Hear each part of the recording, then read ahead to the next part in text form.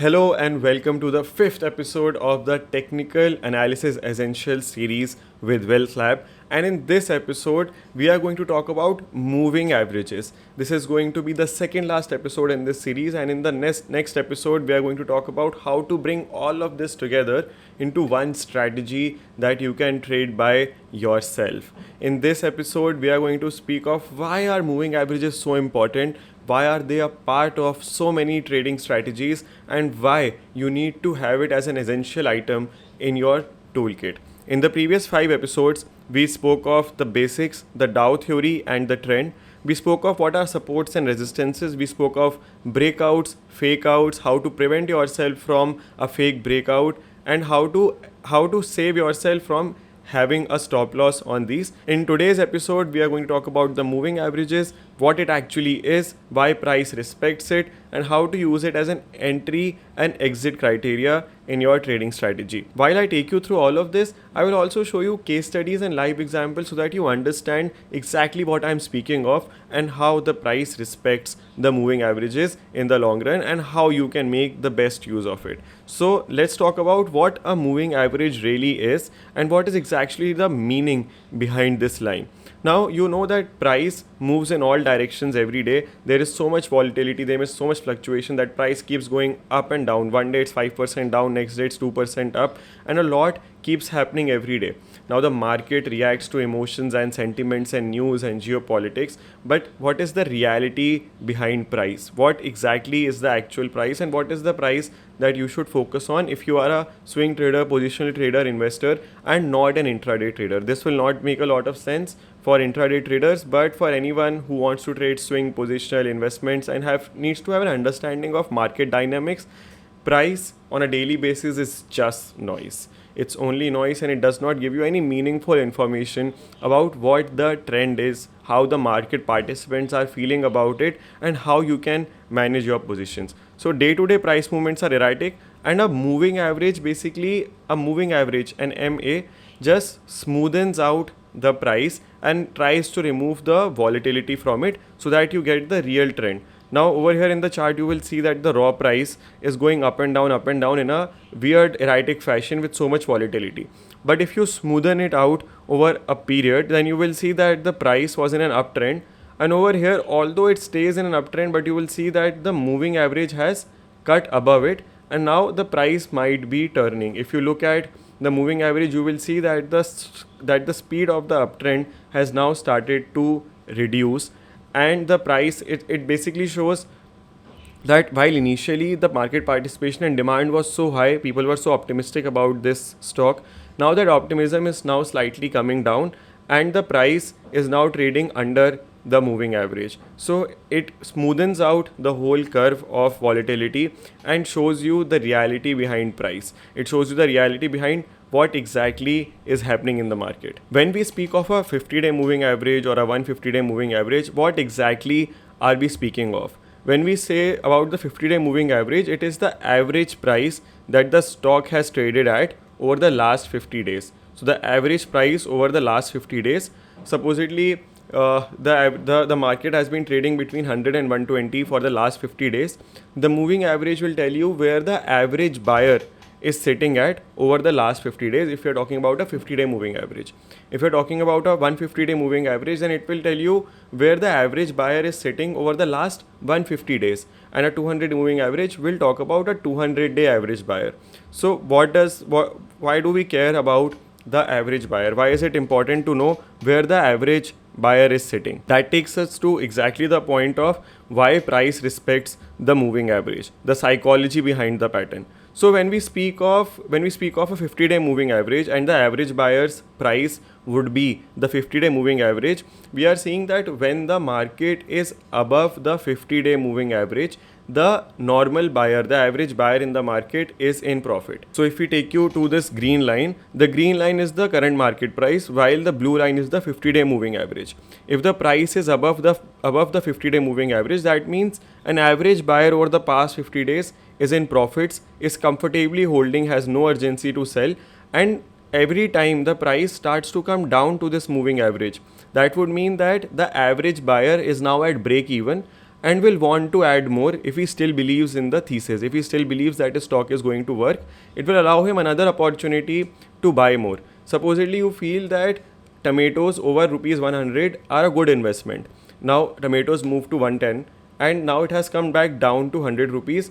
That would still make it a good investment for you, right? The average price, if it has come down to the average price and you still believe in the thesis that it is a good buy, then you will still end up buying when the market moves back to the average price. Whenever the real price is above the average price, that means the average holder is happy, he is comfortable, and he is happy with everything that is going in the market. When it touches the average price 50 DMA, he feels that okay, the price is still average and I can still add more. It acts as a support. It acts as a support to that 50-day buyer. If you're talking about a 200-day moving average, that would mean that over the past 200 days, whoever has bought is now profitable if the price is trading above the 200-day moving average. I will take you through a couple of charts to show what exactly I'm speaking of. Let's go to the chart of this stock called Maha Bank. I am here at WealthLab and I will quickly take you through the chart of this stock called Maha Bank. Over here you will be able to see, I will just zoom it out for you, I'll clear all the drawings, and I've already plotted the 50-day, which is the green line, the 150-day, which is the yellow line, and the 200-day, which is the red line moving average. Now you will see that every time the price touches the yellow line, it starts to come up. That means every time the past 150-day buyers get an average price, they want to buy the stock and they start buying it again. So every time the price starts to come back to the 150-day moving average, demand starts to come in because whoever is holding it on average wants to continue holding it and want to add more. Now as the trend has progressed over a couple of days, you see that the price has started respecting the 50-day moving average as well. Over here you see that the price comes back to the 50-day moving average and moves up again. When this will go higher again, the price will respect it and might go up again.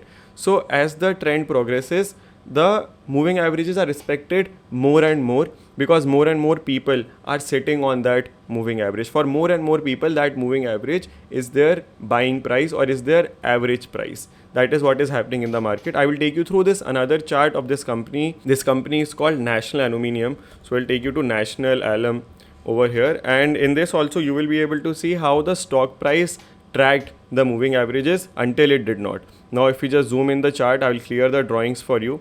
And if we just go out, you will see that over here the 50-day moving average was what the price was respecting. 50 days average price is what was important to the buyer over here, almost over here as well, over here as well, and then it finally broke. That means that every time the market was coming back to a 50-day average, the buyers in the last 50 days wanted to buy more because they were still optimistic about the performance of the stock. That is exactly what it means when the price is above the moving average. Now if we talk about the other angle of it, the pullback, that is when the price starts to trade below the moving average, what exactly is happening? When price pulls back towards the moving average, it tests the buyer and the buyer is still happy. Okay, and it's an entry opportunity. But once the price starts trading below the moving average, it starts to become like a resistance zone because everyone is scared and the average holder over the past days is now in losses. So every time the price comes back to break even, what do? When the price comes back to break even, you want to exit your position. So you create more supply, you create more sell orders and the price starts to fall back again. We can see this very clearly in charts of stocks like the current IT stocks. Like if you go to Infosys, you will be able to see how it has been tracking the 50-day, 150-day moving average over the long run and has been correcting ever since. Now if you look at this is the weekly chart. I will just close it, I'll make it daily. Yeah. And we will see that the price every time it's trading below the 50-day moving average, correct? And every time the price touches the 50-day moving average, the people who are holding since the past 50 days are now at break even. They don't want this loss anymore. So they start to sell here.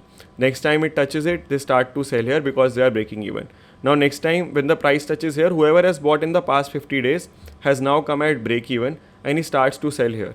Then again he starts to sell here. This is what happens when the price is trading below the moving average. The moving average starts to act as a resistance zone rather than a demand zone. So every time the price moves back to the moving average, there are sellers who just want to get out of the position and book their losses or just get out of the position at break even. So what we learned is that when the price is above the moving average, the buyer is happy and it keeps the moving average as a demand zone and takes it as an entry opportunity. While on the other side, when the price is below the moving average, it's treated as a resistance zone, and every time the price moves up to the moving average, it is treated as a resistance and rallies get sold into as the holders start booking at break even and want to get out of the stock as soon as possible. Now we'll talk about how we can put all of this theory into work and use these moving averages as support and resistances as entry and exit prices. First, we will start with the assumption that you already have a position and you are looking to sell or looking for a stop loss for that position.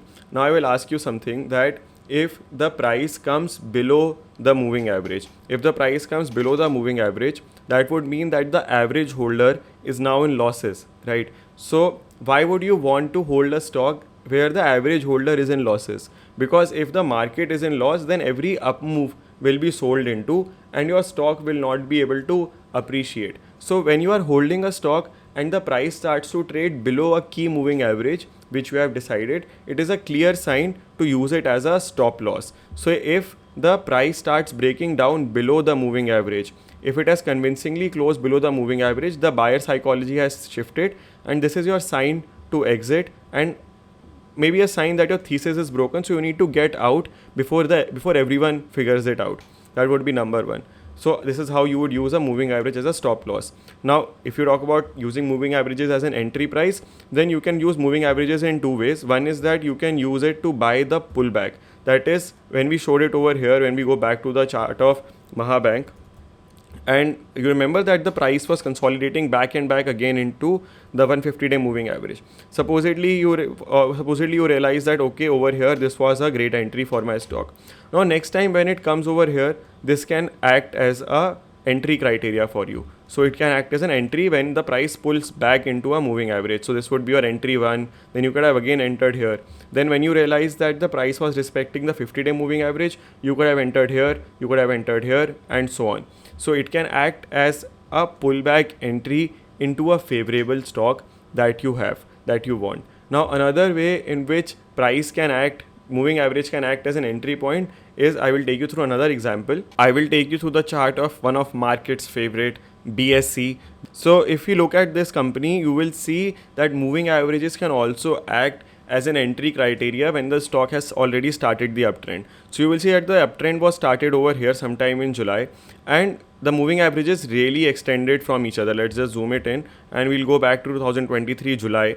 Let me just give me 1 second over here. So you will see that the price has really extended itself from the moving averages. But if you look at this area over here, you will see that the moving averages have started to converge. That means the moving averages have come together again. When the moving averages come together again and prices start to move up respecting the moving average, a convergence can give you a great signal of an entry. Because what is happening over here?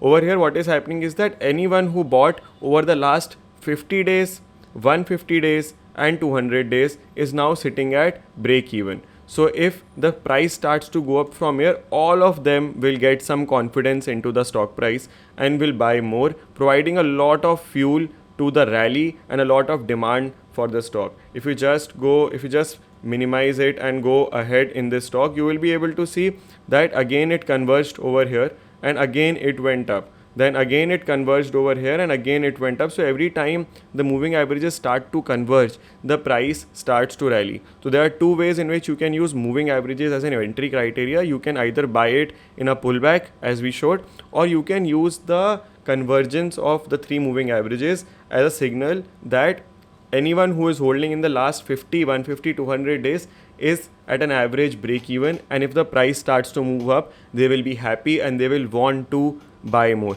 This is the way in which moving averages work. What is exactly happening is that a moving average provides a support or a resistance level if the price is trading above or below it. Why does it provide a support or resistance? Because it represents the average holder's buy price. If the price is above the support or resistance, that is the moving average, that would mean that the average holder is in profits, he is happy, he wants to buy more, leading to more demand, leading to higher price levels. If the price is trading below the moving average, that would mean that the average holder is now in loss. That means he's scared, and when it comes at break even, he will want to sell and liquidate his position, providing more supply into the market and further fall in price. Now, which moving average do you have to use? If you are a short term trader, then you can easily use the 50-day moving average. But if you are a long term trader or an investor or holder, someone who believes in the longer run, then a 200-day moving average is your key, because you want to hold the stock for longer number of days and you want to ride the whole trend. So a simple key rule would become that hold till the time the price is above the 200-day moving average and sell when the price starts to trade below the 200-day moving average. This is the importance of moving averages in a trading system. And if you have any questions, comment in the comment section below so that I can answer them for you. And in the next video, we will speak of how to bring all of this together and form our own trading strategy. I will catch you there soon. Hope you have a wealthy week.